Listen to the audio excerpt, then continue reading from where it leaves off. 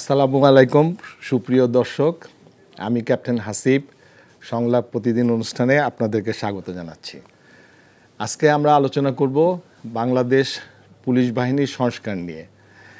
এ বিষয়ে আলোচনা করবার জন্য আমাদের স্টুডিওতে দুইজন বিশিষ্ট ব্যক্তি আছেন। বিশিষ্ট আইনজীবী, বাংলাদেশ জাতীয়তাবাদী দলের বিএনপি চেয়ারপারসনের উপদেষ্টা, বিডিআর বর্ডার গার্ডের চিফ প্রসিকিউটর অ্যাডভোকেট আলহাজ বোরহানউদ্দিন, এবং আরও রয়েছেন আমার সাথে বাংলাদেশ পুলিশের সাবেক এডিশনাল ইন্সপেক্টর জেনারেল জনাব মেজবাউন নবী। আমি প্রথমে অ্যাডভোকেট বোরহানউদ্দিন সাহেব আপনাকে নিয়ে শুরু করি। বাংলাদেশ পুলিশের আসলে মোটা দাগে পাঁচটি কাজ। একটি হলো আইন প্রয়োগ করা, জনগণের নিরাপত্তা রক্ষা করা, সামাজিক শৃঙ্খলা বজায় রাখা, অপরাধ দমন ও প্রতিরোধ করা, জরুরি অবস্থায় জনগণের পাশে এসে দাঁড়া। এই যে মোটা দাগের যে পাঁচটি কাজ, আমাদের বর্তমানে যে আইন কানুন বিধিমালা আছে এবং পুলিশের যে অবকাঠামোটা আছে, এই কাজটা করার ব্যাপারে আপনি কি মনে করেন কোনো প্রতিবন্ধকতা আছে কি না? যদি কোনো প্রতিবন্ধকতা আপনি দেখেন, তাহলে সেইগুলোর কি সংস্কার করা উচিত আমাদের? আপনার কাছ থেকে আমরা শুনতে চাই। ধন্যবাদ এনটিভি কর্তৃপক্ষ এবং অন্যান্য কলাকুশলী যারা এই অনুষ্ঠানের পিছনে কাজ করছেন। আজকে আমার সাথে সহ আলোচক অত্যন্ত প্রবীণ এবং গুরুত্বপূর্ণ দায়িত্ব পালন করেছেন পুলিশ বিভাগে, সহ অন্যান্য যারা শুনছেন, দর্শক শ্রোতা সবাইকে আসসালামু আলাইকুম। আপনার প্রশ্নের উত্তর যাওয়ার আগে আমি পুলিশ বাহিনীটা সৃষ্টি হওয়ার বিষয়ে আমি সংক্ষেপে একটু কথা বলতে চাই। সেটা হচ্ছে, আপনারা সবাই অবহিত আছেন, আমরা কথায় কথায় তো বলি যে ব্রিটিশ আমলের আইন, ব্রিটিশ আমলের বাহিনী ইত্যাদি। আমাদের একটু মনে রাখতে হবে যে 1757 সালে যখন নাকি সিরাজদৌল্লার কাছ থেকে, একবার শর্টে যদি বলি, ইস্ট ইন্ডিয়া কোম্পানি যখন শাসনভার নেয়, পলাশী যুদ্ধে পরাজয়ের মাধ্যমে সিরাজদৌল্লাকে অপসারণ করে তাকে হত্যা করা হয়, এবং এরা এই দেশের শাসনভারটা সরাসরি নেয় নাই। মূলত ওই সময় তাদের মুখ্য উদ্দেশ্যই ছিল রাজস্ব বা দেওয়ানি আদায় করার বিষয়টা। এই কাজটাই তারা করতে থাকলেন। শাসন ব্যাপারটা পরে আসছে, এবং 1761 সালে লর্ড কর্নওয়ালিস নামে এক ভদ্রলোক এই অঞ্চলের দায়িত্ব পালন করলেন। করতে থাকা অবস্থায় তিনি প্রথম সুনির্দিষ্ট কয়েকটা কাঠামো দিয়ে দিলেন, এই প্রক্রিয়া কাজটা হবে। মূলত ওই রাজস্ব আদায়ের বিষয়টাই। সেই রাজস্ব আদায়ের বিষয়ে যে কোড বলতে যে কয়েকটা শর্ত, ধারা বা অবস্থা তিনি দিলেন, সেখানে প্রথমবারের মতো আইনজীবী নিয়োগের একটা ব্যবস্থা তিনি প্রচলন করলেন 1761 সালের লর্ড কর্নওয়ালিস কোডে। এই প্রথমবারের মতো লাইসেন্সপ্রাপ্ত আইনজীবী আসলেন, ম্যাজিস্ট্রেটরা মূলত বিচারটা করতেন, এবং সেই সময়ই এই ম্যাজিস্ট্রেটরা মৃত্যুদণ্ডের মতো শাস্তি, মার্ডার কেসের বিচার করতে পারতেন, শাস্তি দিতে পারতেন 1 বছর। যেটা বলছিলাম, আইনজীবীর সৃষ্টি হলো। এবং ওই সময় আবার সেরাস্তাদার কাজ করতো, তার সম্পর্কে বলা হতো যে অনেক অনিয়ম হয়, ঘুষ ইত্যাদি ইত্যাদি। খেয়াল করে 1761 সাল থেকে শুরু করে জেলা ম্যাজিস্ট্রেট গুরুত্বপূর্ণ ভূমিকা পালন করতেন, কিন্তু ওনার বিচারিক কাজটা কম ছিল। ওনাকে রাজস্ব আদায়ের কারণে জেলা কালেক্টর, ডিস্ট্রিক্ট কালেক্টর বলা হতো, যেটা ডিসি শব্দটা। পাশাপাশি ওনাকে ডিএম বা ডিস্ট্রিক্ট ম্যাজিস্ট্রেট বলা হতো, বিচার কাজটা তিনি করতেন। যাই হোক, এই অবস্থায় এই 1757 থেকে 100 বছর পরে 1857 সালে এদেশে একটা বিদ্রোহ হলো, সিপাহী বিদ্রোহ হিসাবে যেটা পরিচিত। ইনফ্যাক্ট এটা এক ধরনের স্বাধীনতা যুদ্ধ ছিল সেটা। তো 1857 সালে যখন নাকি সিপাহী বিদ্রোহটা হলো, এবং আলটিমেটলি একটা অসংগঠিত যুদ্ধ, সেখানেও বাঙালি বিদ্রোহীরা পরাজিত হলেন। তখন ইংরেজ শাসন, মূল শাসনটা যাদের হাতে ছিল, মানে ইস্ট ইন্ডিয়া কোম্পানি চলে গেল। ইস্ট ইন্ডিয়া কোম্পানির কাছে তারা ক্ষমতা, রাষ্ট্রীয় ক্ষমতাটা নিয়ে নিলেন রানী ভিক্টোরিয়ার কাছে। হ্যাঁ, কারেক্ট। তো ওই ক্ষমতা নেওয়ার পরে ওনারা ফিল করলেন যে এই দেশের শাসন ব্যবস্থাটা কোম্পানির মতো একটা এই বাণিজ্যিক প্রতিষ্ঠানের কাছে থাকা উচিত না, এটাকে সুসংগঠিতভাবে অত্যন্ত পরিষ্কার পরিচ্ছন্ন কাঠামোর মাধ্যমে বিচার ব্যবস্থাটা, শাসন ব্যবস্থাটাকে চালু করা দরকার। তখন লর্ড ম্যাকলে নামে এক ভদ্রলোককে আইন তৈরি করার জন্য একটা কমিশন সৃষ্টি করে দিলেন। ওনার আহ্বানে, ওনার নেতৃত্বে আইন সৃষ্টি শুরু হলো 1857 সালের পরে এসে। জি এবং সেখানে আমরা দেখি যে এই অপরাধীদের বিচার করার জন্য প্রথম দণ্ডবিধি 1860 সালে দণ্ডবিধি চালু করলেন।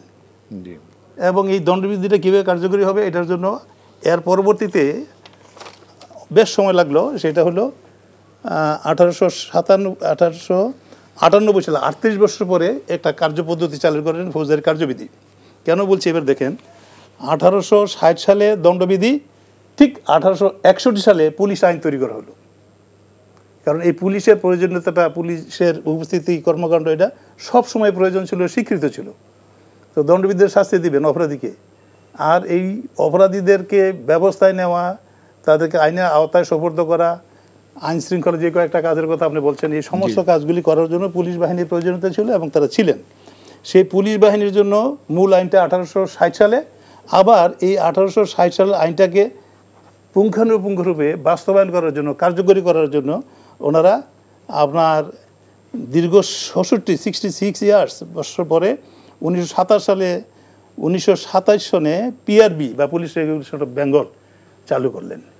এই যে সুসংগঠিত কাঠামোতে পুলিশ বাহিনী 1860 সালের পরে থেকে শুরু করে আজকে পর্যন্ত বিভিন্ন পর্যায়ে এর সংস্কারের প্রয়োজন ছিল, দেখা দিয়েছে, এবং সংস্কার তো চলমান বিষয় হচ্ছিল। আর সংস্কারের ব্যাপারে যদি বলি, বর্তমানে এই না, কিন্তু আমি একটু বলে নিই, যেহেতু আপনি ইতিহাস আনলেন, তো ইতিহাসে যখন আমরা গেলাম ব্রিটিশ সরকারের সময়, তারা তো এখানে এসেছিলেন, ভারতবর্ষে এসেছিলেন, তাদের স্পেসিফিক উদ্দেশ্য ছিল, সেটা হলো তাদের বাণিজ্য। এবং বাণিজ্য করতে যে তাদের যে একটা বিরাট জনগোষ্ঠী, বিভিন্ন বর্ণে, তাদের উপরে যে শাসকদের যে শাসন ব্যবস্থাকে নিরুকুশ করার জন্যই তো এই পুলিশ বাহিনী করা। এক্স্যাক্টলি, অবশ্যই। জি বলে সেটা বলছি। এখন এই যে পুলিশ বাহিনী হলো, পুলিশ বাহিনীকে কার্যক্ষম করার জন্য, এটাকে সক্রিয় করার জন্য বিভিন্ন পর্যায়ে এই পুলিশের আপনার সংস্করণ বা সংস্কার বা তাদেরকে দক্ষ একটা সুসংগঠিত বাহিনী হিসাবে সৃষ্টি করা, এই কর্মকাণ্ডগুলি ছিল।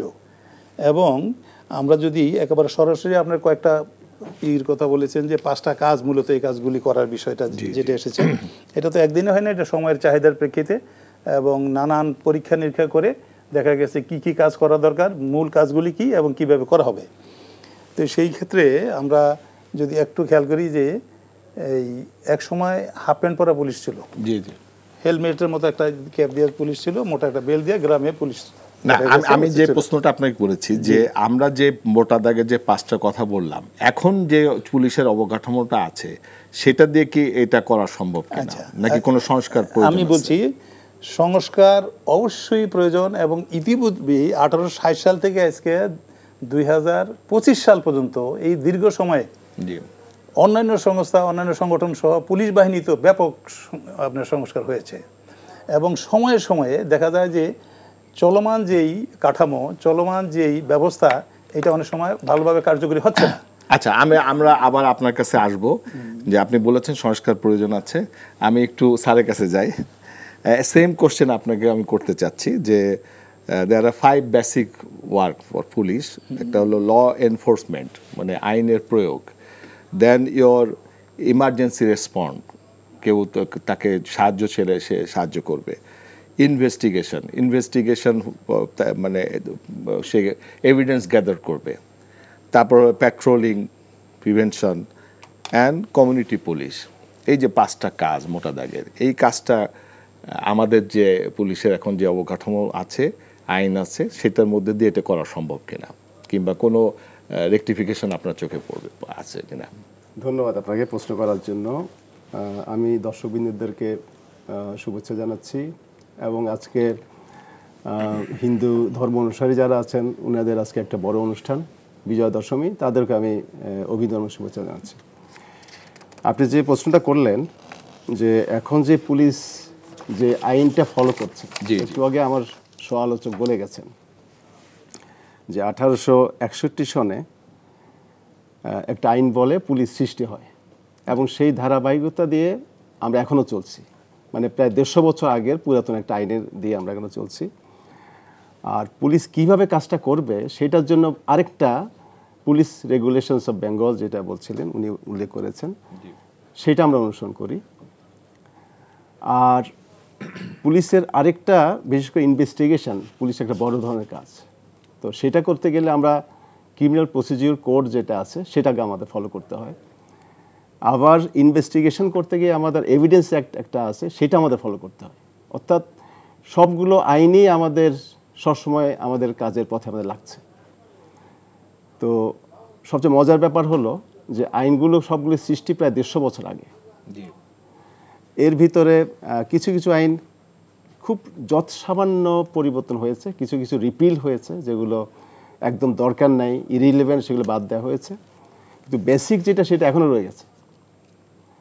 এবং আপনি একটু আগে আমার সহ-আলোচক যেটা বলেছেন যে একটা পরিবেশ পরিস্থিতির প্রেক্ষিতে আইনগুলো প্রণীত হয়েছিল।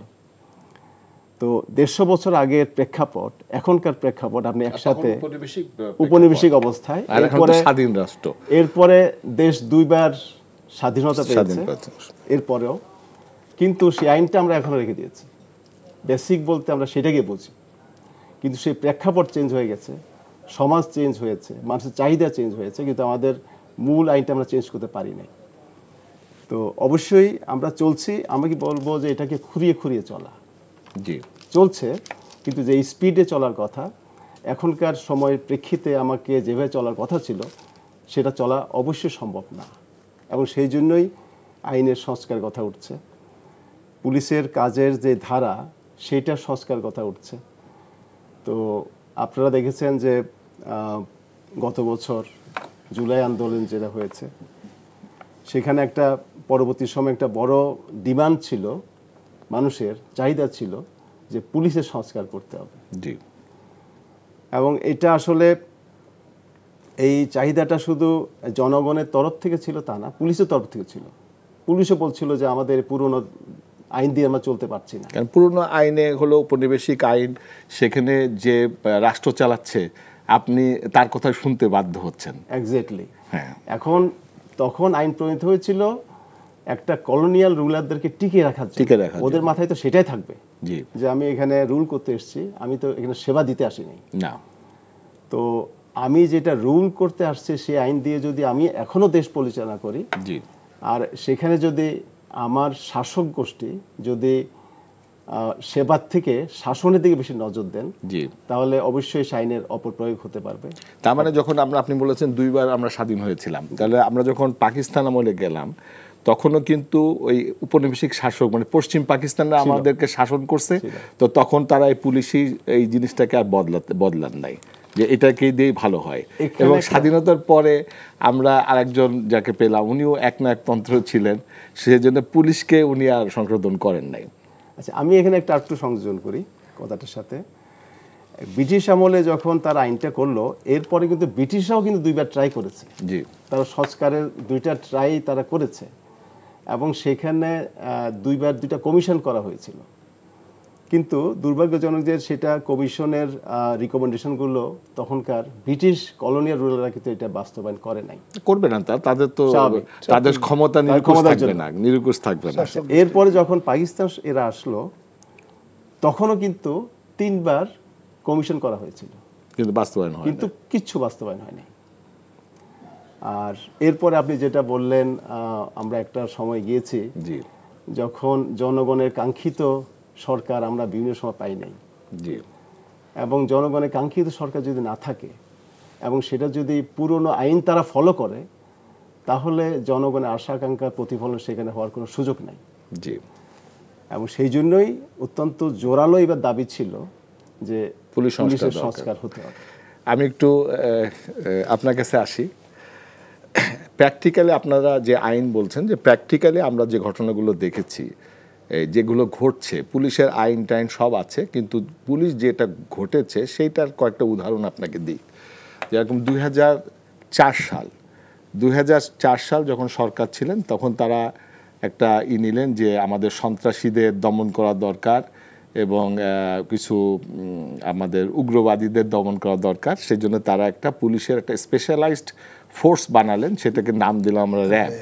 Rapid action. আচ্ছা, র্যাব যখন আসলো তখন আমরা নতুন একটা শব্দের সাথে পরিচিত হলাম, সেটা হলো ক্রস ফায়ার। এবং আমরা দেখলাম যে পিচ্চি হান্নানকে নিয়ে যাওয়া হলো, ধরা হলো এবং তাকে অধিকতর তদন্তের জন্য তাকে নিয়ে যাওয়া হলো রাস্তায়, এবং পিচ্চি হান্নানের যারা সহযোগীরা ছিল তারা তাকে ছিনিয়ে নেওয়ার চেষ্টা করলো এবং র্যাব সেখানে ফায়ার করলো, বন্দুকযুদ্ধ হলো এবং পিচ্চি হান্নান মারা গেল। এটা কিন্তু আমরা সকলে এই ঘটনাটা সংবাদপত্রে প্রকাশ করলাম, সবাই মিলে এটা করলাম। এরপরে আমরা দেখলাম যে একই ঘটনা ঘটলো নারায়ণগঞ্জের ডেভিডের ব্যাপারে, একই ঘটনা ঘটলো। আর পরে 2009 থেকে এসে 2024 শত শত আপনার ক্রস ফায়ারে আমরা মানুষ মরল, এবং সেখানে একটাই নাটক বলা হচ্ছে যে এটা বন্দুকযুদ্ধ, তা আসামি ছিনিয়ে নেওয়ার চেষ্টা আর আসামিকে প্রোটেকশন করার জন্য চেষ্টা। আমি আপনার কাছে, আপনি আইনজীবী, পুলিশের কোন আইনে এই ঘটনাটা ঘটানো হয়েছিল? ধন্যবাদ। আমি আরেকটা অংশ ইনসিডেন্টই বলা যায় এখানে কানেক্ট করতে চাই। আমাদের 72 থেকে 75 এর সময় পর্যন্ত আরেকটা ঐতিহাসিক হত্যাকাণ্ড ঘটেছিল সিরাজ শিকদারের। জি, একজন দেশপ্রেমিক, তার মতো করে তারা জনসেবা, রাজনীতি এইসব করার স্কিমে ছিলেন। তাকে খুন করা হয়েছিল দিদেন রিজিম, এবং সেটাও মানুষের কাছে এটা ছিল একটা অনাকাঙ্ক্ষিত ঘটনা, অসমর্থিত। প্রায় একই বংশধারার যারা উত্তরাধিকার হিসেবে পরবর্তী ক্ষমতায় আসলেন, বিশেষ করে আপনি বলছেন 2009 থেকে 24, এর ফাঁকে কিছু পরিবর্তন ছাড়া, বিএনপির সময় ছাড়া, এই যে স্বৈরাচারী সরকার যাকে আমরা বলি, ফ্যাসিস্ট সরকার, হাসিনা সরকার, তাদের সময় এগুলির ব্যাপক ব্যবহার হয়েছে। আপনার বিভিন্ন নাম দেওয়া হয়েছে, কর্মকাণ্ড একই। এটা বলা হয় আপনার কি বলছি আমরা, যে পালিয়ে যাওয়ার জন্য চেষ্টা করছে, ছিনিয়ে নেওয়ার জন্য চেষ্টা করা হয়েছে, অথবা রাস্তায় আক্রমণ করেছে তাদেরকে, এর বাইরে আর বিকল্প ছিল না, এবং সেখানে এই ক্রস ফায়ারে তিনি মারা গেছেন। না, আমি বলছি আপনার কাছে, জি, আপনার কাছে আমার জিজ্ঞাসা যে পুলিশের কোন আইনে এটা করা? আমি বলছি সেই অংশটাই, পুলিশের আইন বা বাংলাদেশের সহ পৃথিবীর কোনো আইনই মানুষের এবারে যে চিন্তা, সাধারণ মানুষ যা চিন্তা করে, সাধারণ মানুষ যা ভালো মনে করে, সমর্থনযোগ্য মনে করে, সেইটাই হাইট অফ ল, সেইটাই আইনের স্ট্যান্ডার্ড। সেটা পুলিশ আইনও আমাদের রাষ্ট্রীয় আইনের আওতার বাইরে কিছু না। যে আইনটাতে সাধারণ মানুষ মনে করবে যেটা অমানবিক, অসমর্থনযোগ্য, অনৈতিক, অগ্রহণযোগ্য, সেটা পুলিশ আইনেও সেই ধরনের কোনো আইনের কোডিফিকেশন নাই। পুলিশের আইনের এমন কোনো ধারায় নাই যেখানে আনডিফেন্ডেড একটা লোকে আপনি নিয়ে যাচ্ছেন কোনো একটা বিশেষ দোহাই দিয়ে, এবং পরবর্তী তার লাশ পাওয়া গেল, যেই নামিক ব্যাখ্যা বিশ্লেষণ দেন না কেন, কৈফিয়ত দেন না কেন, এইরকম আইন আমাদের রাষ্ট্রীয় আইনে নাই, দণ্ডবিধিতে নাই, বা র্যাব নামক যে সংগঠন করা হলো তাদের জন্য এমন কোনো আইন করা হয় নাই যে আপনারা যাকে খুশি তাকে মেরে একটা ব্যাখ্যা দিয়ে দেবেন যে পুলিশ আইনের কোনো প্রোটেকশন সেখানে আছে কিনা। নিঃসন্দেহে এমন কোনো আইন বাংলাদেশে প্রচলিত কোনো আইনে নেই, পুলিশ আইনেও নাই। তো অতএব এটা 100% একটা কিলিং, এটা জুডিশিয়াল কিলিং হয় বিচার বিভাগের মাধ্যমে। কিন্তু আপনারা তো বিচার আইনজীবীরা ছিলেন, আপনারা এই যে কিলিংটা হচ্ছে, সকল আমরা বুঝতেছি যে এটা একটা কিলিং হচ্ছে, এই কিলিং এর ব্যাপারে আপনারা হাইকোর্টে রিট করলেন না কেন? হাইকোর্টে রিট কেন করি নাই, এটা একটা প্রশ্ন দিয়েই আর একটা পরিস্থিতিতে বোঝানো যাবে না। এন্টার বাংলাদেশের মানুষ ছিল এমন একটা স্বৈরশাসকের অধীন জিম্মি, তাদের বলার সুযোগ ছিল না। আইনজীবী প্রতিবাদ করেছে, দেখে যে সে আইনজীবী পরের দিন নাই, তাকে খুঁজে পাওয়া যাচ্ছে না। আমাদের বাংলাদেশে যদি আমি এই মুহূর্তে উদাহরণ হিসেবে বলি, খন্দকার মাহবুব হোসেন, মাহবুব উদ্দিন একজন, আমি যা বলছিলাম যে তৎকালীন সময়ে আইনের যে অপপ্রয়োগ যেটা হচ্ছিল ডিক্টেটর গভর্নমেন্টের আন্ডারে, খন্দকার মাহবুব হোসেন সাহেবের কথা বলছিলাম, 4 বারের সভাপতি সুপ্রিম কোর্ট বার অ্যাসোসিয়েশন নির্বাচিত, তিনি একই সময়ে বার কাউন্সিলের নির্বাচিত ভাইস চেয়ারম্যান, ওনাকে রিমান্ডে নেওয়া হয়েছে প্রতিবাদ করা বিভিন্ন কারণে। মাহবুদ্দিন খোকন 7 বারের সেক্রেটারি সুপ্রিম কোর্ট বার নির্বাচিত, ওনাকে কাস্টডিতে নেওয়া হয়েছে। আমি নিজে ঢাকা বার নির্বাচিত প্রেসিডেন্ট। এই আইনজীবী সমিতির 140 বছর ইতিহাসে নাই যে রানিং প্রেসিডেন্ট সহ এক্স প্রেসিডেন্ট সেক্রেটারি আমাদের 12 জনের বিরুদ্ধে আদালতের ভাঙচুর ইত্যাদি মিথ্যা মামলা করা হয়েছে। কথা বলার সুযোগ কোথায়? সেখানে তো আমাদের এই বেঁচে থাকার স্বাধীনতা ছিল না, কথা বলার স্বাধীনতা ছিল না, কোনো প্রোটেকশন ছিল না, both by the court arrangement and the police forces, unruly police forces, অথবা এই হাসিনা সরকারের অনুগত অথবা চরমভাবে নিয়ন্ত্রিত ওই পুলিশ ফোর্স দ্বারা। অর্থাৎ সেখানে মানবাধিকারও ছিল না, আইনের শাসন ছিল না। আপনারা মানে সেখানে অসহায় ছিলেন। একেবারে। আমি স্যারের কাছে আসি, উনি বলেছেন যে আসলেই মানুষ অসহায় ছিল, এবং আমরাও দেখেছি যে পুলিশ কাউকে ধরতে গেছে, কাউকে ধরার জন্যে তার বাসায় গেছে, যার পরে পুলিশ নিজেই সেখানে অস্ত্র রেখেছে, মাদক রেখেছে, ইয়াবা রেখেছে, রেখে তাকে ধরে এনেছে, এনে তাকে আপনার রিমাইন্ডে নিয়েছে, সেখানে অত ককথ্যভাবে তার নির্যাতন করেছে, করে তাকে নন বেলেবল স্যাংশনে তাকে কোর্টে পাঠিয়েছে। কোর্টে পাঠানোর পরে তার বেল হয়নি, 6 মাস জেলে থাকার পরে যখন জেল গেট থেকে সে আবার বেরিয়েছে, তাকে আবার ওখানে ধরে পুলিশের মধ্যে নিয়ে এনেছে। এই যে অবিচার, অনাচার, এই যে জিনিসগুলো করা হয়েছে, তো এটা তো পুলিশের কোনো আইনে নিশ্চয়ই আছে। সেটা যদি আমরা সংস্কার না করতে পারি, তাহলে আগামীতে আবার একটা সরকার আসবে এবং সেই এই একই আইন ব্যবহার করে তারা একই কাজ করবে। আপনার মন্তব্যটা শুনতে চাই এখানে। আচ্ছা, আইনের দুর্বলতার কথা আমি খুব বলবো না এখানে। এখানে বলবো যে যারা আইন প্রয়োগ করছেন তাদের ভিতর সমস্যাটা, জি, এবং রাষ্ট্রের যারা ধারক বাহক, রাষ্ট্র যারা পরিচালনা করে থাকেন, জি, তারা কিন্তু শুধু রাষ্ট্র পরিচালনা করে না, তারা আইনটাকে রক্ষাও করেন। আইন রক্ষা করা তাদের একটা বড় কাজ। তো এই রক্ষার কাজটা তারা পুলিশকে দিয়ে করে থাকে। জি। আর আপনি যে কথা বললেন যে একজন নিরীহ লোককে ইয়াবা দিয়ে বা অন্য কিছু দিয়ে তাকে ফাঁসানোর চেষ্টা, পুরো প্রক্রিয়াটাই কিন্তু একটা অপরাধ। জি।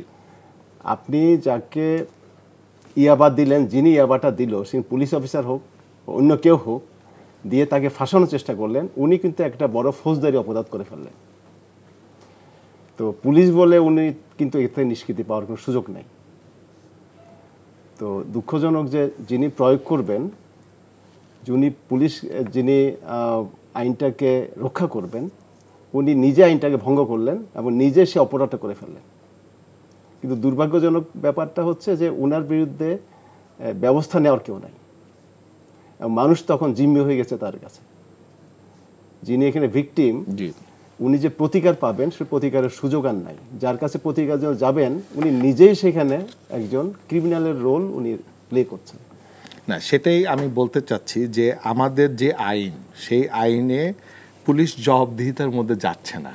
তা পুলিশের জবাবদিহিতার জন্য কোনো সংস্কার প্রয়োজন কিনা, কিভাবে আমরা পুলিশকে জবাবদিহিতার মধ্যে আনতে পারি। আপনি উপনিবেশিক শাসকদেরই মতন কাজ করছেন। উপনিবেশিক শাসকরা এখন যারা আসছে ক্ষমতায় এসে, সে আপনাকে বলছে যে আমার প্রতিপক্ষ ওই যে বিএনপির অমককে ধরে আনেন।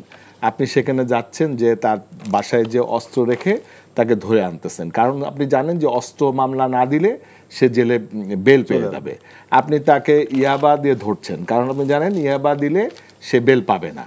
আপনি তাকে এই যে মাদক দিচ্ছেন, কারণ আপনি জানেন মাদক আইনটা আপনি জানেন, সুতরাং আইনের অপপ্রয়োগ আপনি করছেন। কেন করছেন?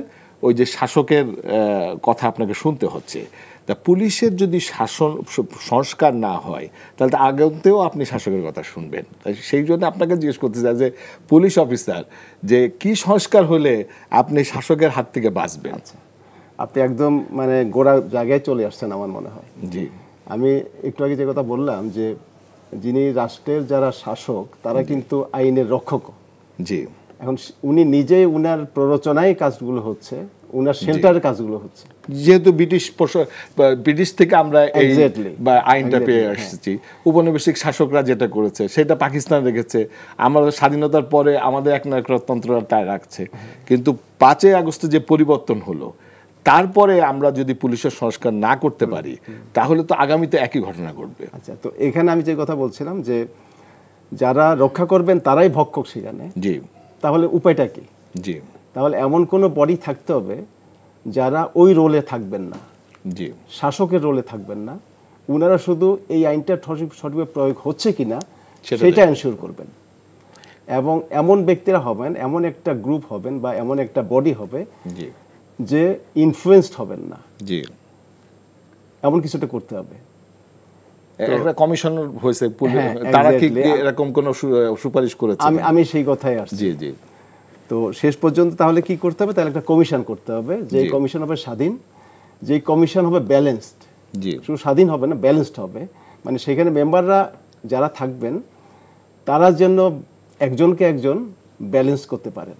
মানে একই দলের থেকে সবাই চলে আসলো বা একই গ্রুপের সবাই চলে আসলো সেটা না, সমাজের বিভিন্ন জায়গা থেকে আসবে, গ্রুপ থেকে আসবে। এবং যেহেতু আমাদের রাজনৈতিক দলগুলোর আগের আমাদের অভিজ্ঞতা যেটা বলে যে রাজনৈতিক দলগুলো বিভিন্ন সময় আমাদের পুলিশকে ব্যবহার করার চেষ্টা করেছে। জি, সেটাই করবে। তো সেই ক্ষেত্রে যারা মানে ট্রেজারি বেঞ্চে যারা আছেন তারা চেষ্টা করবেন যে যারা অপোজিশনে থাকবেন তাদেরকে চাপানোর জন্য, এবং আইনটাকে অপপ্রয়োগ করার চেষ্টা করবেন। কথা আপনার মনে করে দিই যে এই যে ফ্যাসিস্টকে সরাতে যে 1400 ছেলে মারা গেছে, পুলিশেরও কিন্তু 44 জন মারা গেছে। অ্যাজ এ পুলিশ অফিসার আপনাদের থেকে তো একটা দাবি আসবে যে উই নিড এ স্বাধীন কমিশন, এটা আপনাদের পক্ষ থেকে তো এই দাবিটা আসা উচিত। এবং সবচেয়ে মজার বিষয় হচ্ছে সংস্কার যাদের জন্য সংস্কার অধিকাংশ ক্ষেত্রে তারা সংস্কার চান না, কিন্তু এবার কিন্তু পুলিশই চাচ্ছে সংস্কার চাচ্ছে। পুলিশ নিজে থেকে চাচ্ছে সংস্কার হোক।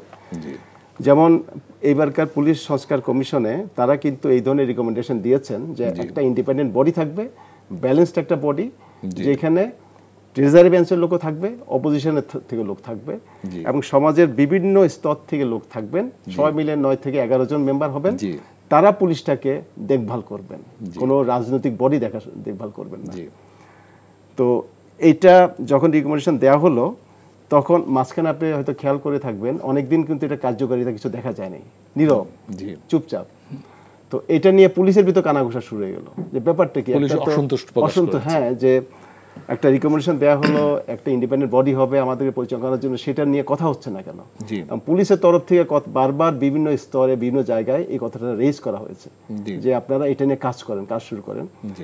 এবং এটা আমি বলবো যে সরকারকে ধন্যবাদ জানাবো যে তারা কথাটা শুনেছেন এবং এটা তারা গ্রহণ করেছেন, এবং এটা সকল দল নির্বিশেষে সবাই একমত হয়েছেন যে এই ধরনের বডি একটা থাকা উচিত।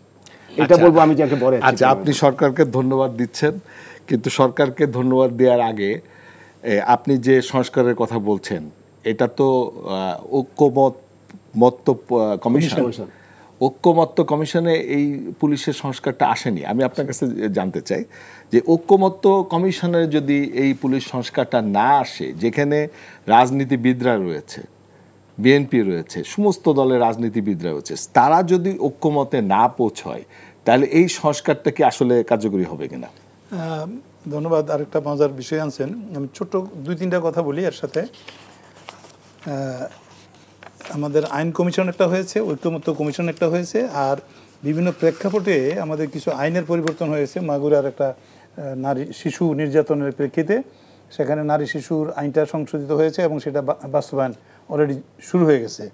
দ্রুত বিচারের ব্যাপারে এবং তদন্তের ব্যাপারে যে কাজটা মূলত পুলিশ করে থাকেন, সেই তদন্তেরও ফৌজদারি কার্যবিধিতে বেশ কয়েকটা সুপারিশ সেটাও অলরেডি বাস্তবায়ন হয়েছে এবং অলরেডি ইমপ্লিমেন্টেশন এটা কার্যকরী হয়ে গেছে। আচ্ছা, তো এরকম কিছু কিছু ক্ষেত্রে বর্তমান সময়ে আমরা বর্তমান আইন উপদেষ্টা সহ যারা সংশ্লিষ্ট আছেন সেখানে পুলিশের আইজিপি সহ প্রতিনিধি থাকেন, অন্যান্য সমাজ কল্যাণের বা বিভিন্ন সংগঠনের প্রতিনিধি থাকেন। আমি একজন ক্ষুদ্র মানুষ হিসেবে সেখানে পার্টিসিপেট করেছি একাধিক জায়গায়। ওই আইনগুলো কিন্তু সংশোধিত এবং বাস্তবায়িত হয়ে অলরেডি কার্যকরী হচ্ছে। এখন ঐক্যমত্য কমিশনের বিষয়টা আর একটু ব্যাপক আকারে চলে যাচ্ছে। এখানে রাজনৈতিক দলগুলির প্রত্যেকের নিজস্ব কিছু মতাদর্শ আছে, লক্ষ্য উদ্দেশ্য আছে, অথবা একটা ক্রেডিট নেওয়ার ব্যাপার একটা আছে। কেউ কেউ মনে করতেছেন যে এটা আমার সময়ে আমরা করব, আমাদের মতো করে করব। যেই সমস্যা কম বেশি আগে ছিল একেবারে অতটা না হইলেও কাছাকাছি এরকম একটা মনস্তাত্ত্বিক সমস্যাও আছে। তো সেখানে আমরা আশাই করব, এখানে প্রথম হলো সমর্থন করি যে এটা কমিশন কার্যকরী হওয়া উচিত এবং সংস্কারটা অবশ্যই এই দেশের গণমানুষের আকাঙ্ক্ষা, যারা এই 5ই আগস্টের যোদ্ধা এবং এই দেশের সব শ্রেণীর মানুষ ওই আন্দোলনটাকে, ওই সংগ্রামটাকে কিন্তু সমর্থন করেছে। এক সময় এটা কি ছিল, এক সময় ছিল কোটা, এরপরে চলে আসলো বৈষম্য বিরোধী আন্দোলন।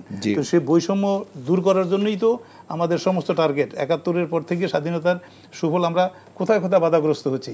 আবার এসে দেখলাম এই যে ৫ই আগস্টের এই পরিবর্তনের মাধ্যমে বৈষম্য বিরোধী অবস্থানটা এই দেশের মানুষ কিন্তু চাচ্ছে। এখনো কোনো প্রতিনিধিদের দৃষ্টিভঙ্গি ভিন্ন হওয়ার কারণে ঐক্যমত্য কমিশন হচ্ছে না, এর অর্থ এই নয়। আমি মনে করি যে ইনস্পাইট অফ অল ডিফারেন্সেস অবশ্যই এই দেশের মানুষের জন্য আমরা আজকে সুস্পষ্টভাবে বলবো, পুলিশ আইন সংস্কারের যে বিষয়টা, এটা সবচেয়ে বেশি ইম্পর্টেন্ট হইতেই হবে। না হলে এদেশের সাধারণ মানুষের সুরক্ষা নাই।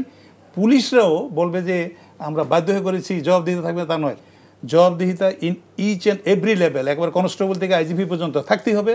ইভেন স্বরাষ্ট্র মন্ত্রণালয় যদি সম্পৃক্ত হয় থাকতে হবে। এবং যে কোনো অনিয়ম তার মাধ্যমে যদি হয়ে থাকে, শুধু লেম এক্সকিউজ দিয়ে যেন কেউ পার না পায়। তাদের দ্বারা যদি কেউ ক্ষতিগ্রস্ত হয়, আইনের ত্রুটির কারণে অপরাধী যেন বেঁচে যেতে না পারে, সেই ব্যবস্থা অবশ্যই হইতে হবে। সংস্কার কমিশনের ডিফারেন্স থাকতে পারে, কিন্তু এটা শাটডাউন করা, এটাকে বন্ধ করে দেওয়ার কোনো অবকাশ আছে বলে আমি মনে করি না।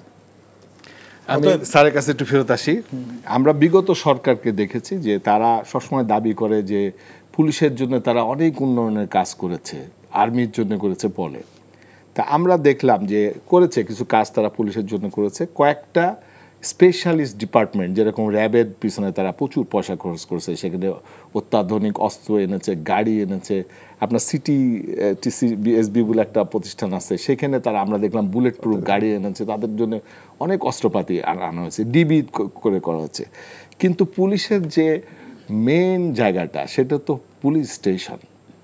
সেই পুলিশ স্টেশনে আপনি যদি যান, দেখবেন সেখানে কম্পিউটার নাই, কাগজ নাই, কলম নাই। যেখানে মানুষ যায় কমপ্লেন দিতে, সেখানে জনবল নাই।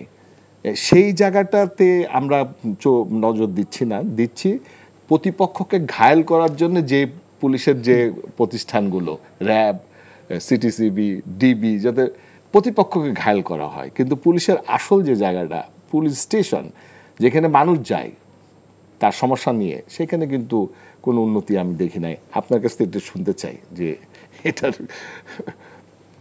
আচ্ছা, পুলিশের আসলে সার্ভিস ডেলিভারি স্টেশন কিন্তু পুলিশ স্টেশন, থানাগুলো। জি। এবং সেখান থেকে সেবাটা মূলত পুলিশ দিয়ে থাকে। জি। তো আপনি যে কথা বললেন, একটা ফ্যাসিস্ট সরকার সে সবসময় চাইবে যে নিজের দিকেই, নিজের সুবিধা কিভাবে হবে। জি। তো জনগণের সুবিধা কিভাবে হবে সেটা তার দেখার বিষয় না। এবং দুর্ভাগ্যজনক সত্যি যে তারা সেটাই করেছে, যে পুলিশ স্টেশনকে আমার শক্তিশালী করা দরকার নাই, যেটা দিলে আমার কাজ হবে, আমার প্রতিপক্ষকে ঘায়েল করা যাবে, আমার ক্ষমতাকে শক্তভাবে আমি ধরে রাখতে পারবো, আমি সেখানে ইনভেস্ট করব, আমি সেখানে নজর দেব। তো সেখানেই নজর দেওয়া হয়েছে। তবে পুলিশ স্টেশন লেভেলে যে কাজগুলো করা হয়েছে, মামলা তো পুলিশ স্টেশনে করতে হয়। জি। আমরা যে তথাকথিত গায়েবী মামলা বলে একটা শব্দ আমরা গত বিগত সময়ে আবিষ্কার করেছি, আগে এই শব্দটা আমরা জানতামও না কেউ। জি। তো এই মামলাটা দায়ের তো হয়েছে থানাতেই, অর্থাৎ থানাও তো কিন্তু সেটাতে মুক্ত ছিল না আসলে। এবং থানাতে কে ভারপ্রাপ্ত কর্মকর্তা হবেন, তার নারী নক্ষত্র, তার জেনেটিক্যালি উনি কোত্থেকে এসছেন, সেগুলো দেখে শুনে তাকে ভারপ্রাপ্ত কর্মকর্তার দায়িত্ব দেওয়া হতো। তার মানে আমার পারপাসে সার্ভ হচ্ছে কিনা, সেটা হলো মূল প্রতিপাদ্য বিষয় তাদের কাছে। তো সেই অবস্থায় থেকে আপনি কিভাবে আশা করতে পারেন যে জনগণের আশা আকাঙ্ক্ষা পূরণ করার জন্য পুলিশ কাজ করবে? জি, আপনি যখন ওসি সাহেবের কথা বলেছেন, তখন আমি একটু ওনার কাছে বলি, কয়েকজন ওসি সাহেবের সাথে আমি কথা বলেছি। তারা বলেছেন, নাম না বলার সত্ত্বে তারা বলেছেন যে এই ফ্যাসিস্ট আমলেও তাদেরকে ওসি হতে গেলে তাদের দুইজন ব্যক্তিকে খুশি করতে হতো। একটা হলো সরাসরি আইজিপি সাহেবদের কথা বলেছেন যে তাদেরকে অর্থ দিতে হতো, এবং আওয়ামী লীগের নাম বলছি না আমি, শেখ পরিবারের একজনের কথা বলেছেন যে তাকে পয়সা দিতে হতো, এবং তাকে এই দুইজনকে খুশি রাখতে পারলেই ওসি সাহেবরা থাকতেন। এবং ওসি সাহেবদেরকে আসলে এই পোস্টিংটা কিনতে হতো। একজন ওসিকে 2 কোটি, 3 কোটি, 4 কোটি, 5 কোটি টাকা দিয়ে এটা কিনতো, এবং এই টাকাটা যে সে বিনিয়োগ করতো, সেই টাকাটা আদায়ের জন্য সে তখন তার এসআই, সাব ইন্সপেক্টর, তাদের কাছে আবার মামলা বিক্রি করত, একটা মার্ডার কেস আসছে, আমার কাছ থেকে কিনে নাও 2 লাখ টাকা দিয়ে। এবং সাব ইন্সপেক্টর যে সে ওই বাদী এবং বিবাদী উভয়ের কাছ থেকে পয়সা নিতেন। আপনি আইনজীবী, আপনি এটাকে বলেন, এটা একটু। এটা খুবই দুঃখজনক। এটা আমি মনে করি যে ঠিক এই অংশটাকে ধরলে এই দেশের এই সমস্যাটা যাবে না। জি, আপনার সাবেক সরকার, স্বৈরাচারী সরকার বা অতীতের সরকার এরকম ছিল। আপনি যে কথাটা বলছেন যে কিনতেছে, এই কিনাটাকে মনিটর করার জন্য তো এই দেশে আরও এজেন্সিস রয়ে গেছে, বিভিন্ন সংস্থা রয়ে গেছে। এটা তো দুর্নীতির একটা অংশ, একটা ক্ষেত্র মাত্র যেখানে চর্চাটা হচ্ছে। আমি পুলিশের সপক্ষে বলছি না, কিন্তু পরিসংখ্যান বা পত্রপত্রিকায় একসময় রিপোর্ট আসতো যে পুলিশকেই বলা হতো যে সবচাইতে বড় দুর্নীতিবাজ সংস্থা বা সংগঠন। আর পরীক্ষায় আসছে যে, পত্রিকায় আসছে, রিপোর্টে আসছে যে না, এর চাইতে আরো অনেক অনেক সংগঠন এরা দুর্নীতিতে আরো বেশি জড়ায় গেছে, কর্পোরেট করাপশন এসে মিলে কম্পারেটিভলি তারা একটু ইজিলি দুর্নীতিটা করছে, পুলিশে কষ্ট করে সেটাও আছে। বলছে যে অন্যান্য জায়গায় এটা চলে আসছে। কাজেই সামগ্রিকভাবে আপনার এই দুর্নীতিকে যদি নিয়ন্ত্রণ করা না যায়, নিয়ন্ত্রণের জন্য এফেক্টিভ চেষ্টা না করা হয়, এটাকে 100% জিরোতে এই দেশে করা সম্ভব না। আমি মনে করি প্রত্যেকটা সেক্টরে প্রতিদিন প্রতিনিয়ত এটাকে মনিটর করে করে করে এটার জন্য পিউনিটিভ শাস্তিমূলক ব্যবস্থা নিয়ে এটা কমে আনতে হবে সব ক্ষেত্রে, ইনক্লুডিং দি পুলিশ ডিপার্টমেন্টস। এটা প্রায় সবাই তো আলোচনা করে, জানে। আবার আমি এটা বলবো, 2-1 পুলিশ অফিসার নিশ্চয়ই আছে এরকম। আমি মনে করি, আমি বলতাম যে সাদা মনে মানুষ এরা সহজে ব্যস্ত যাবেন, আর বাকিরা ব্যস্ত তো সবাই চায়, মুসলমানরা চায়, অন্য ধর্মেরটা জানি না, মুসলমান চায়। তো আপনার ব্যস্ত ঠেকানোর জন্য আপনি দুর্নীতিকে প্যারালাল সরকারিভাবে, রাষ্ট্রীয়ভাবে, বিভিন্ন পরিবারের দোহাই দিয়ে, বিভিন্ন গোষ্ঠীর দোহাই দিয়ে এটাকে প্রশ্রয় দিবেন, ইট ক্যানট বি সাপোর্টেড। এটা সমর্থনযোগ্য না। আপনার কাছে একটু জানতে চাই যে মানুষ বলে, বিজ্ঞাপনে দেয় যে মাছের রাজা ইলিশ আর চাকরির রাজা হলো পুলিশ, এটা একটা বিজ্ঞাপনে আছে। কিন্তু পুলিশের সাধারণ সেপাই, কনস্টেবল, সাব ইন্সপেক্টর এদের সাথে কথা বলে দেখা গেছে যে তারা বলছেন যে তাদের টাইম টেবিল নাই কোনো। 8 ঘন্টার ডিউটি, কখন তারা কাজে আসে না কখন শেষ হয় এইটার কোনো টাইম টেবিল তাদের নাই। তারা মশার কামড় খায়, মশার কামড় খেতে হয়। তারা কোথাও ডিউটিতে গেলে সেখানে ঠিক মতন মানে খাবারটা পৌঁছয় না। প্রচুর কষ্ট করতে হয় পুলিশের, এবং পুলিশের সাধারণ যারা আছে তারা এই জিনিসটার উন্নতির জন্যে বিভিন্নভাবে তারা আকুতি মিনতি করছে। তো আমাদের যারা পুলিশ বাহিনী, যারা মানুষকে সেবা দিবে, তারাই যদি অসুস্থ অবস্থায় থাকে, কারণ তারা যে বেতন পায় সেই বেতন দিয়ে 12 ঘন্টা 14 ঘন্টা কাজ করে তারা কি সেবা দিবে, আপনার কাছে আমি শুনতে চাই এই বিষয়গুলো। আপনি যে কথাটা প্রথমে বললেন যে মাছের রাজা ইলিশ আর চাকরির রাজা পুলিশ, চাকরির রাজা পুলিশ, তো বিষয়টা আসছে এইভাবে যে মাছ তো অবশ্যই, মাছের কথা আমি বাদ দিই, চাকরির রাজা পুলিশ কথাটা কেন আসলো? জি, মানে আমাদের এই দেশের প্রেক্ষিতে পুলিশ যে কাজগুলো করে থাকে, এটা তো সরকারের একটা দৃশ্যমান, মানে সরকারের দৃশ্যমান একটা শক্তি হলো পুলিশ। এবং সেখানে যারা কাজ করে তাদেরকে মনে হয় যে এরা খুব বড় ধরনের একটা কিছু করছে। তো এটার সাথে একটা দুর্নীতির বিষয়ে মানুষ ইঙ্গিত করছে, যে শুধু বড় কাজ করছে তা না, এটার ভিতরে একটা দুর্নীতির বিষয়ে কিন্তু ইঙ্গিতে বলা হচ্ছে যে এই প্রতিষ্ঠানটা দুর্নীতির সাথে জড়িত। সেই জন্য বলা হচ্ছে যে সে চাকরির রাজা পুলিশ বলা হচ্ছে। কিন্তু বাস্তবে চাকরির রাজা দুর্নীতির জন্য পুলিশ বলা যাবে না। আমার সমালোচকও একটু আগে বলেছেন যে পত্রপত্রিকায় বিভিন্ন সার্ভেতেও দেখা গেছে যে এর চেয়ে অনেক বেশি আছে অনেকে। আচ্ছা, বেশি থাকুক কম থাকুক, দুর্নীতি করলে তাকে অবশ্যই দমাতে হবে, তাকে থামাতে হবে। আর আপনি যে কথা বললেন যে আমাদের একটা শ্রেণী, তারা যে কাঙ্ক্ষিত সুযোগ সুবিধাগুলি পাওয়া দরকার সেগুলো পাচ্ছে না। এটার সাথে আরেকটা কথা আমি বলি যে আমরা সবাই বলি যে পুলিশ মানে দুর্নীতিগ্রস্ত। সবাই যে পুলিশ দুর্নীতিগ্রস্ত তাও না। আর একটা ক্লাস আছে যাদের দুর্নীতি করার ইচ্ছা থাকলেও সম্ভব না, তার সে সুযোগও নাই। এবং এর ভিতরে পুলিশের যারা কাজ করেন তাদের আমি মনে করি 75% তার ইচ্ছা থাকলেও সে দুর্নীতি করতে পারবে, তার কাজের ধরনটাই অন্যরকম। সে পুলিশ লাইনে থাকে, সে সে রিজার্ভ ফোর্স হিসেবে কাজ করে, বিভিন্ন জায়গায় সে থাকে, সে পেট্রোল করে, সে হয়তো কোনো একটা বিশেষ দায়িত্ব সে যায় যেখানে তার দুর্নীতি করার কোনো সুযোগ নাই। তো দুর্নীতি হচ্ছে কোথায়? আমি মনে করি দুর্নীতি হচ্ছে কোথায় সেটা আমাকে যদি দেখতে হয় তাহলে উপর থেকে দেখতে হবে। আমি নিচের থেকে দেখলে সেটা সঠিক দেখা হবে না, আপনি প্রকৃত চিত্র আপনি পাবেন না। তো বিচ্ছিন্নভাবে হলো বিগত সরকার সময় আমরা কিছু চরিত্র দেখেছি পুলিশের, যারা প্রমাণ করে দিয়েছেন যে উপরের লেভেলে পুলিশের কি ধরনের দুর্নীতি হতে পারে। তো সেই জন্য আমি বলবো যে পুলিশের এই দুর্নীতি যে রোধ করতে হয় তাহলে আপনাকে উপর থেকে শুরু করতে হবে, নিচের থেকে শুরু করা যাবে না। নিচে তো তারা দুর্নীতির সাথে একটা অংশে বললাম যে 75% সুযোগই নাই। এরপরেও যারা আছে এর ভিতরেও ক্লাস আছে, 25% যারা এর ভিতরে ক্লাস আছে, এই ক্লাসের ভিতরে যারা এলিট ক্লাস যারা উপরে আছে, আপনাকে যদি সংস্কারে যেতে হয়, আপনাকে যদি দুর্নীতি বন্ধ করতে হয়, আপনাকে উপর থেকে শুরু করতে হবে এবং দৃশ্যমান কিছু অ্যাকশন নিতে হবে সেখানে, যে আমি ব্যবস্থা নিয়েছি, জনগণ যেন বুঝতে পারে এবং এই মেসেজটা যেন সবার কাছে পৌঁছে যায়, যারা দুর্নীতিগ্রস্ত তাদের কাছেও, সাধারণ মানুষের কাছে, যে দুর্নীতি করে পার পাওয়া যাচ্ছে না পুলিশের এবং উপর লেভেল থেকে এই কাজটা হচ্ছে। তো এই কাজটা যদি করতে পারি তাহলে এটা মোর ইফেক্টিভ হবে, আরো বেশি কার্যকরী হবে। তো সেই দিকে নজর দেওয়া উচিত। আমাদের সংস্কার কমিশনে যে রিপোর্ট দিয়েছে সেখানে কিন্তু এই বিষয়টার প্রতি আলোকপাত করা হয়েছে, যে উপর থেকে সংস্কারটা করতে হবে। আমি আপনার কাছে স্যার বলেছেন যে উপর থেকে সংস্কার করতে হবে। উপরের কি অবস্থা আমরা একটু দেখি। 2009 থেকে পুলিশের 5 জন আইজিপি হয়েছিলেন। এই 5 জন আইজিপির নাম আমি বলি: মাহবুব হাসান খন্দকার, তারপরে শহীদুল ইসলাম, তারপরে আপনার জাবেদ আলী পাটোয়ারি, তারপরে আপনার বেনজির আহমেদ, তারপরে মামুন। এদের মধ্যে এই 5 জনের মধ্যে 2 জন জেলে আছেন এবং অন্য 3 জনের নামে আপনার আন্তর্জাতিক ট্রাইব্যুনালে মামলা রয়েছে, একাধিক মামলা রয়েছে।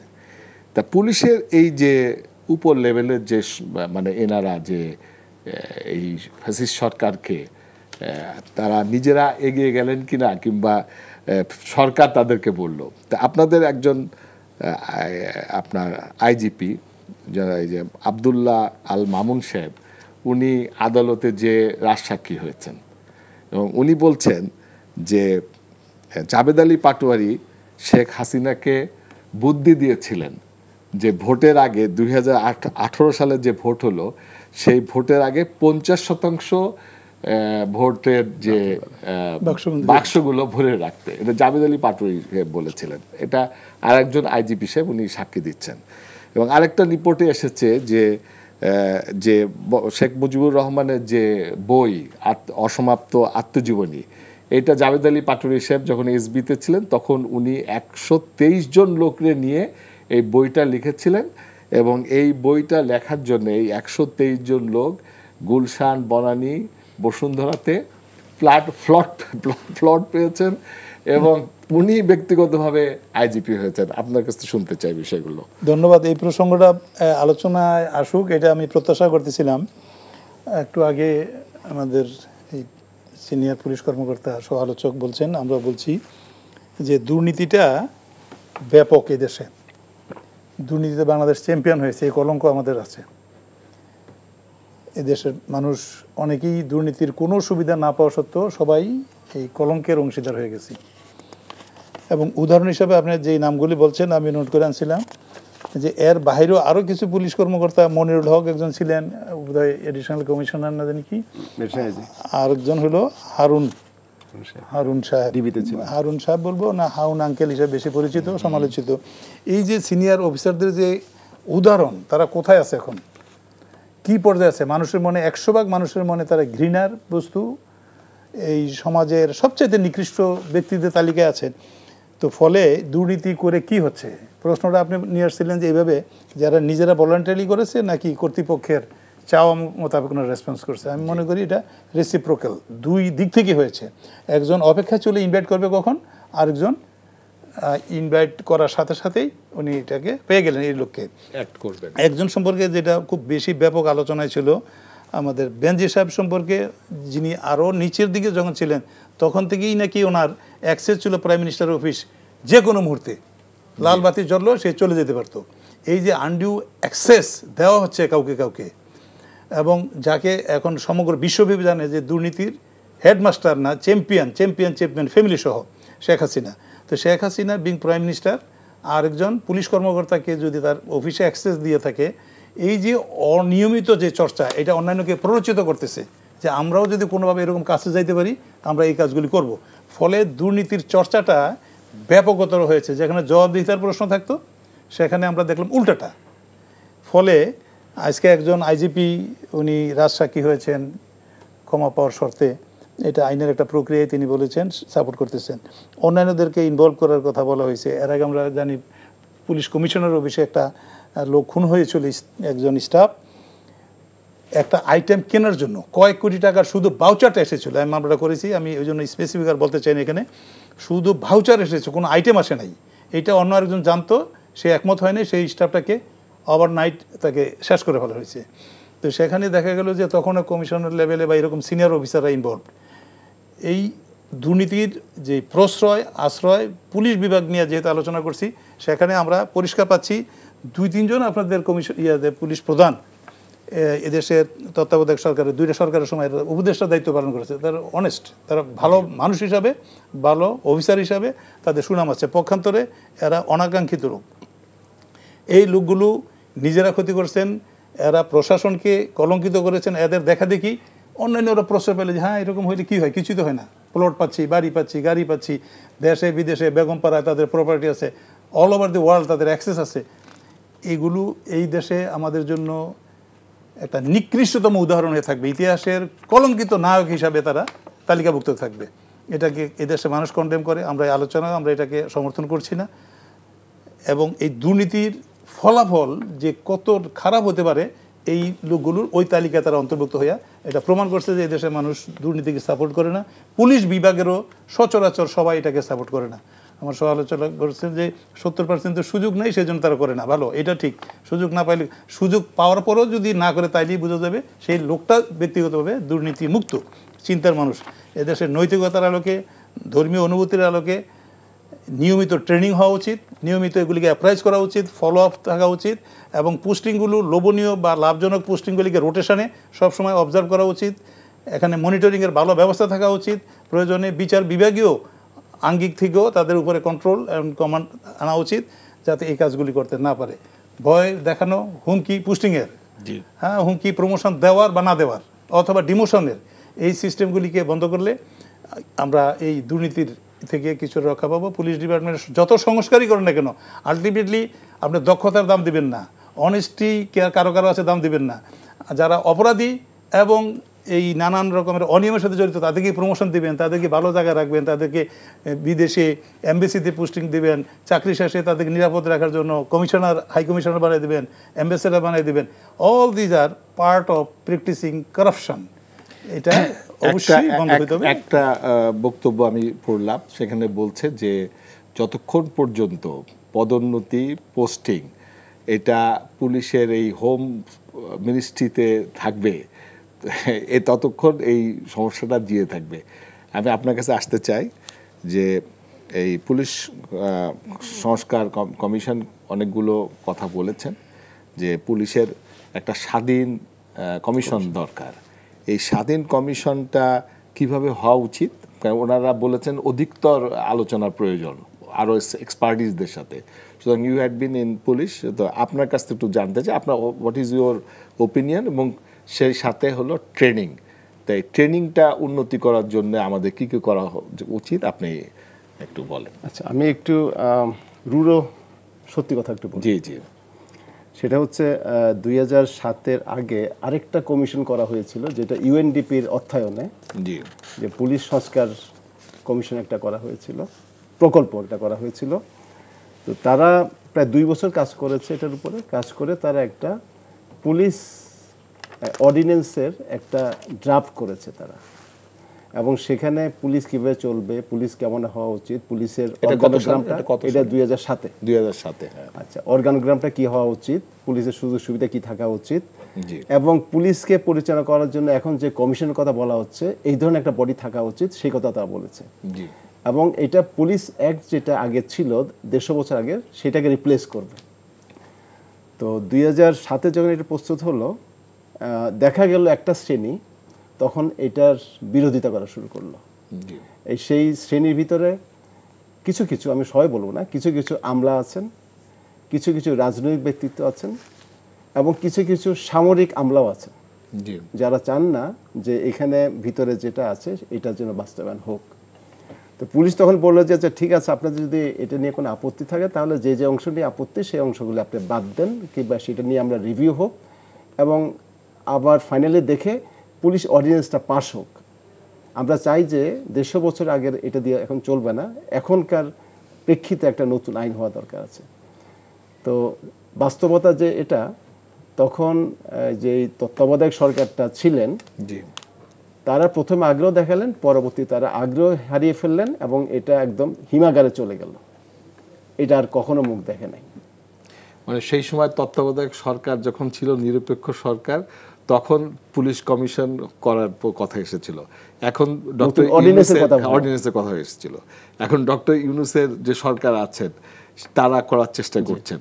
যদি এটা ঐকমত্য কমিশনে না আসে তাহলে পরবর্তীতে এটা আবার হিমাগারে চলে যাবে কিনা না, সেটা নিয়েও কিন্তু এই পত্রপত্রিকা আমরা দেখেছি যে স্বরাষ্ট্র মন্ত্রণালয় থেকে এটা নিয়ে কথাবার্তা তোলা হচ্ছে, যে যেটা আপনারা দিয়েছেন বিশেষ করে কমিশনের কথা, সেখানে কিছু কিছু আপত্তি এসছে, যেটা পত্রিকান্তরে আমরা দেখেছি।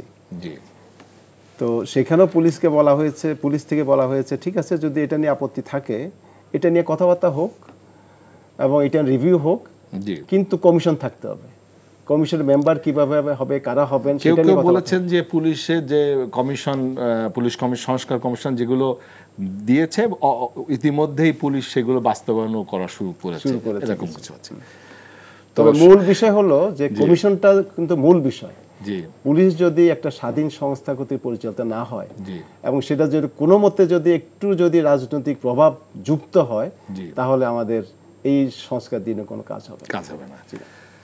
সুপ্রিয় দর্শক, আপনারা শুনছেন যে পুলিশ সংস্কার আমাদের দেশের নাগরিক অধিকার যদি আমাদের বাস্তবায়ন করতে হয়, দেশের মানুষের যদি নাগরিক অধিকার প্রতিষ্ঠিত করতে হয়, তাহলে আমাদের সর্বপ্রথম পুলিশ সংস্কার দরকার। পুলিশ হলো মানুষের বন্ধু। মানুষের উপরে জরিপ করা হয়েছে, সেখানে মানুষ বলেছেন যে তারা কি ধরনের পুলিশ চান। তারা বলেছে যে পুলিশ জনবান্ধব হবে, জবাবদিহিমূলক পুলিশ হতে হবে, রাজনৈতিক প্রভাবমুক্ত হতে হবে, দুর্নীতি মুক্ত হতে হবে, দক্ষ আধুনিক পুলিশ বাহিনী হতে হবে, মানবাধিকারের প্রতি শ্রদ্ধাশীল থাকতে হবে, নিরপেক্ষ আইনের শাসনের অনুগত পুলিশ বাহিনী হবে। এটা হলো জনগণের চাওয়া। সুপ্রিয় দর্শক, আমরা এই পুলিশ সংস্কার নিয়ে আমরা আরও আলোচনা করব ভবিষ্যতে, এবং সরকার বলেছেন যে পুলিশের বিভিন্ন সংস্কার ইতিমধ্যেই তারা শুরু করেছেন। আমরা এনটিভির পক্ষ থেকে পুলিশের বিভিন্ন প্রতিষ্ঠান যেগুলো আছে, যেগুলো শাখা আছে, সে সমস্ত শাখায় আমরা যাব এবং তাদের প্রধানদের সাথে আমরা কথা বলবো, যেরকম CID, SB, RAB, counter terrorism, এরকম বিভিন্ন শাখা আছে পুলিশের। তাদের সাথে আমরা কথা বলবো এবং তাদের কাছ থেকে আমরা জানবো যে পুলিশ সংস্কার এনে তারা কি কি কাজ করছেন এবং তারা কিভাবে আগাচ্ছেন। এই অনুষ্ঠানগুলো দেখার আমন্ত্রণ থাকলো। আমরা এইগুলি ক্রমান্বয়ে করব এবং আপনাদেরকে এনটিভির মাধ্যমে আমরা সেগুলো প্রচার করব। আজকে আমরা এই পর্যন্ত শেষ করছি। সকলকে, হিন্দু সম্প্রদায়ের সকলকে আমরা শুভেচ্ছা জানাচ্ছি এনটিভির পক্ষ থেকে। আপনাদের প্রচার সুন্দরভাবে শেষ হয়েছে, জন্য আমরা আপনাদেরকে শুভেচ্ছা জানাচ্ছি এবং আগামীতে আমাদের অনুষ্ঠান দেখার আমন্ত্রণ জানাচ্ছি। ততদিন সুস্থ থাকুন, সকলে ভালো থাকুন। আসসালামু আলাইকুম।